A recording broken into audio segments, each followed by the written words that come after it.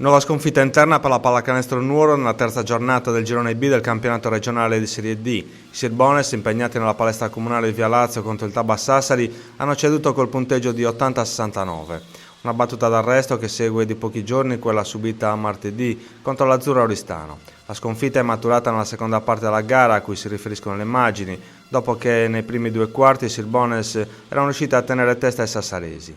A fare la differenza la grande vena realizzativa di De Sole, top scorer della sfida con 27 punti. Il cecchino sassarese è stato coadiuvato validamente da Doro, che di punti ne ha segnato 19. Quanto ai nuresi, il miglior marcatore è stato Azzei, che ha totalizzato un bottino personale di 17 punti, mentre Zida si è fermata a 11 e Guiso a 10.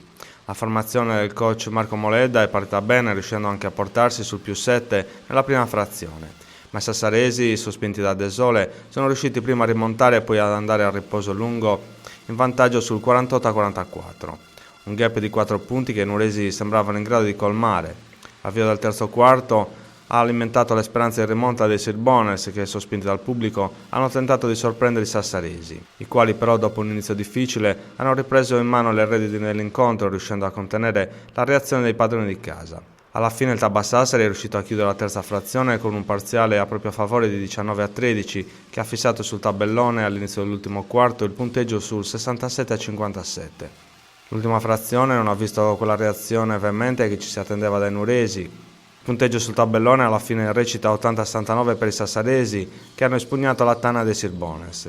Quanto alla pallacanestro Nuoro, niente è perduto. I nuresi sabato saranno di scena contro l'Alghero. Occasione giusta per lasciare l'ultima posizione in classifica e conquistare la prima vittoria stagionale.